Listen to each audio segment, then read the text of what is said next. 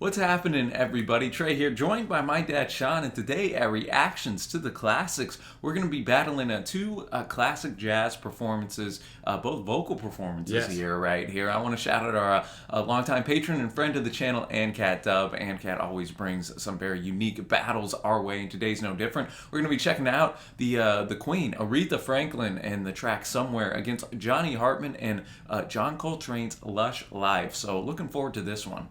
Yeah, me too. We'll start out with Aretha's Somewhere, sometimes referred to as Somewhere There's a Place for Us, or simply There's a Place for Us. It's from the 1957 Broadway musical West Side Story, made into a film, of course, in 1961 and most recently in 2021. It's composed by Leonard Bernstein with lyrics by Stephen Sondheim, and takes a phrase from the slow movement of Beethoven's Emperor Piano Concerto, which I knew you would know. Oh, yeah. Which forms the start of the melody, and also a longer phrase from the main theme of Tchaikovsky's Swan Lake. The Supremes, Barbra Streisand, Phil Collins, the great Tom Waits, and the Pet Shop Boys also did versions of this. No, man. So looking forward to diving into this one, man. We don't have a lot of Aretha up on the channel. We don't. Cheers. I don't know how that is. But cheers to AnCat for doing that. We're just going to sit back, just enjoy the music, and then give our thoughts after. And then Hartman and Coltrane are on deck.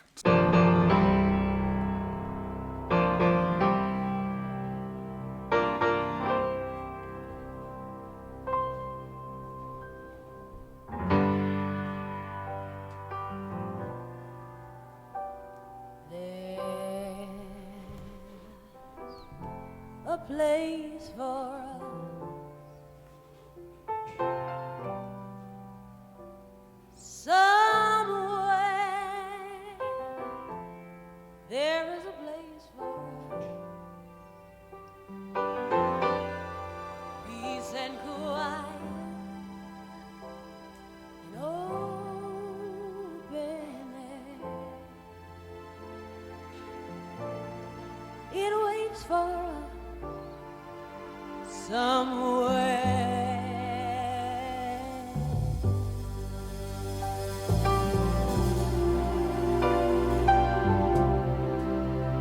Production's immaculate on this thing. Oh, it's great.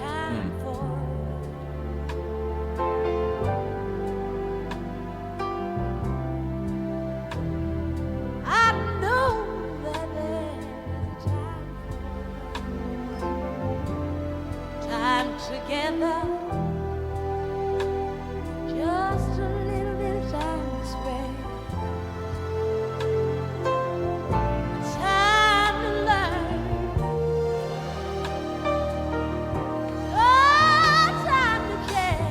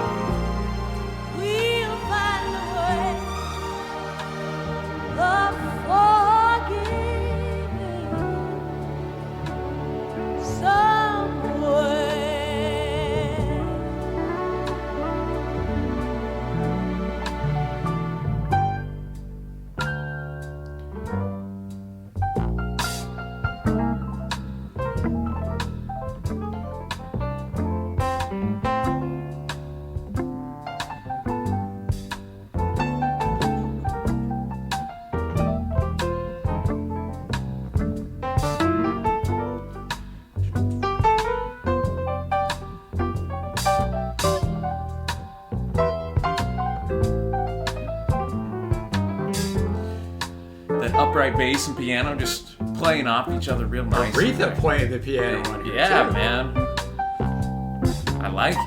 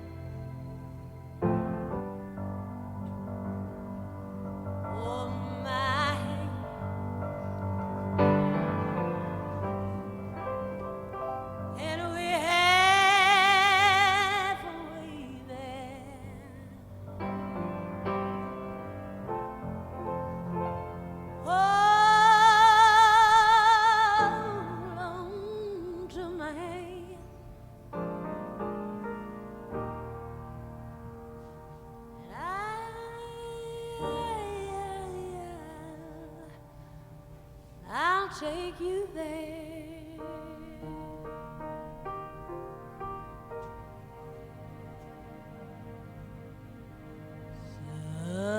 Someday.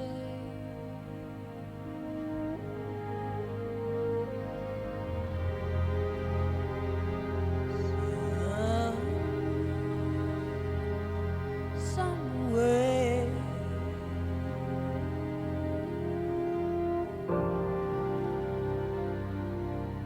I'll take you somewhere.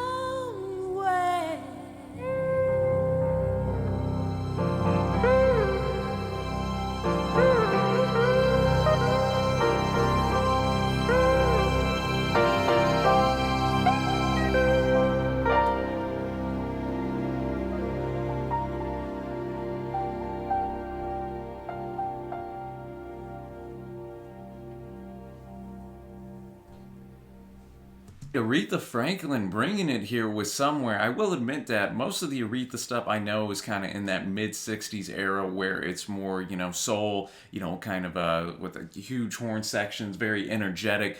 This was interesting hearing her in this more jazzy instrumentation. Well, Trey had one take on this song, and it was that. It was just, I only know the 60s stuff. And then, of course, Freeway of Love and some stuff in the 80s. She did a thing with George Michael. I've never heard her like this because you definitely had to bring a different vocalization to a song like this because it's slow and drawn out with minimum instrumentation, the exact opposite of what you're talking about. Like, she sounded phenomenal, man. I've never heard her sound like this. No, man, I thought she absolutely crushed it. I did too. And I just loved the different kind of movements in the song as well. A 6-minute song didn't feel like it. No. You had those strings that pop up that do kind of reminisce to that West Side Story type of Broadway feeling, and yet we had some really tight electric guitar licks in there. I liked the interplay between the upright bass and of course Aretha on the piano. That's what I was going to say. Great work on the piano by Aretha, which you noted, and so I thought that all just came together really well. Had that instrumental break in the middle there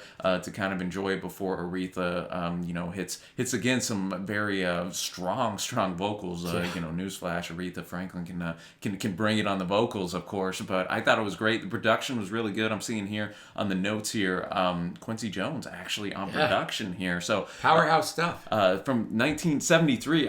If you would have told me this was from 63, I would have believed you as well. So just kind of, I agree. Kind of interesting in that regard. So man, Aretha and company crushing it there. Let's see now what old Johnny Hartman and John Coltrane have as we go to Lush Life. This is from 63 here, so a decade before our last track. And Cat Dub notes that this is the John Coltrane Quartet only once recorded an album with a vocalist, and that singer was Johnny Hartman. Oh, all right. Well, this song itself, Lush Life, is a jazz standard. It was written by Billy Strayhorn from 1933 to 1936. Billy was working on this for a while. It was performed publicly the first time by Strayhorn and vocalist Kay Davis with the Duke Ellington Orchestra at Carnegie Hall in November of 1948. Oh, wow. The lyric describes the author's wariness of the nightlife after a failed romance, wasting time with jazz and cocktails at come what may places in the company of girls with sad and sullen gray faces. Strayhorn was a teenager when he wrote most of the song, which has become a signature composition. See, I'm talking noise about Billy here, and he wrote it as a teenager. That's why it took him 4 years to write it, man. Jeez. I used to visit all the very gay places, those come what may places, where one relaxes on the axis of the wheel of life to get the feel of life from jazz and cocktails. The girls I knew had sad and sullen gray faces with distant K traces that used to be there. You could see where they'd been washed away by too many through the day. 12 o'clock tale. I feel I need a cigar and some whiskey. And I was going to say, that's exactly right. You came along with your siren song to tempt me to madness. I thought for a while that your poignant smile was tinged with the sadness of a gray love for me. Ah, yes, I was wrong again. I was wrong.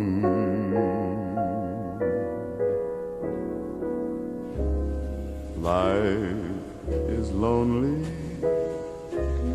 again, and only last year everything seemed so sure. Now life is awful again, a trough full of hearts could only be a bore. A week in Paris leaves the bite of it. All I care is to smile in spite of it. I'll forget you, I will, while yet you are still burning inside my brain. Romance is mush, stifling those who strive. I'll live a lush life in some small dive, and there I'll be while I rot with the rest of those whose lives are lonely too.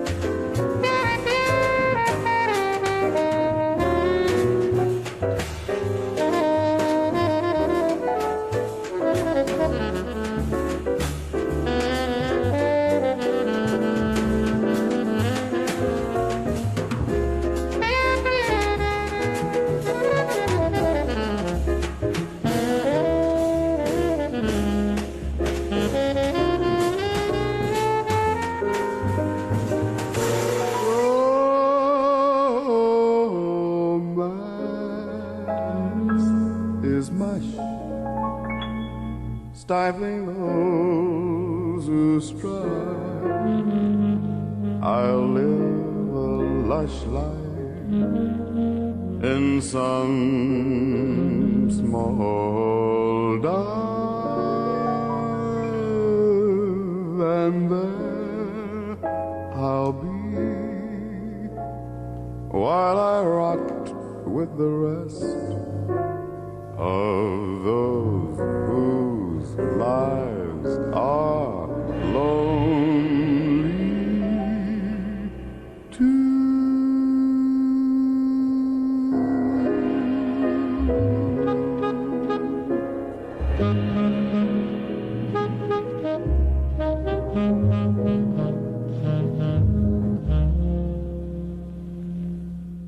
All right, Lush Live. What'd you think of this one, Dad? That was really good. My favorite part was, of course, Coltrane's extended instrumental yeah. towards the end, and I thought him and McCoy Tyner playing on McCoy's playing the piano, just a really well done playing back and forth with each other and playing off of each other. Well, yeah, that's what stuck out to me too. Is that really Train was just kind of popping up here and there. Yeah. For the first, what do you think? 2/3 of the song. Yeah, just kind of exactly. Like in that left headphone popping up a little bit. It was really Hartman kind of just laying it down. And hey, I gotta shout out old Billy Strayhorn for writing this. I mean, as a teenager, he must have had his heart broken. I man, guarantee to write you, man, lyrics somebody like did this man wrong, man. Because I mean, it just as I said in the react, I mean, just with that starting instrumentation, and Hartman's got such a deep voice. He's a crooner, baby. That I was like, man, where's my glass of whiskey and my smoky cigar going and I mean, the lyrics kind of reflect that about there's all these sad faces around me, and he says but too many through the day, 12 o'clock tales. Those 12 o'clock tales, they usually don't end too well. They do not. Tinged with sadness. Life is lonely again, and only last year everything seemed so sure. Now life is awful again. A trough full of hearts could only be a bore, and it doesn't end on a happy note either. And I'll be there while I route with the rest of those whose lives are lonely too. Well, even right before that, romance is mush, stifling those who strive. I'll live in a lush life in some small. I'll just go drink, man. Hey, women are not worth it. That's what my man is saying here. No, but so I was impressed with the lyricism, and of course this classic quartet. I mean, it was on my one of my favorite albums of all time, Love Supreme. A couple of years later, so crushed it, man. But that is now going to bring us to our winner of this battle, Dad. Two heavyweight songs. I quite enjoyed both of them. So shout out ANCAT Dub for putting this together. But we got to choose a winner, Dad. Who you going? Well, when I did the research for this and saw it, I'm like, Coltrane's going to win, even though I never heard either one of these songs. Surprisingly enough, guys, I'm going to take Somewhere by Aretha. But I mean, you can choose whatever. You're not going to be wrong. Dude, yeah, it's man, this is a real close one for me, but I am also gonna go with you, Dad. I'm also gonna lean. Coltrane almost swung it those last 2 minutes. He really did.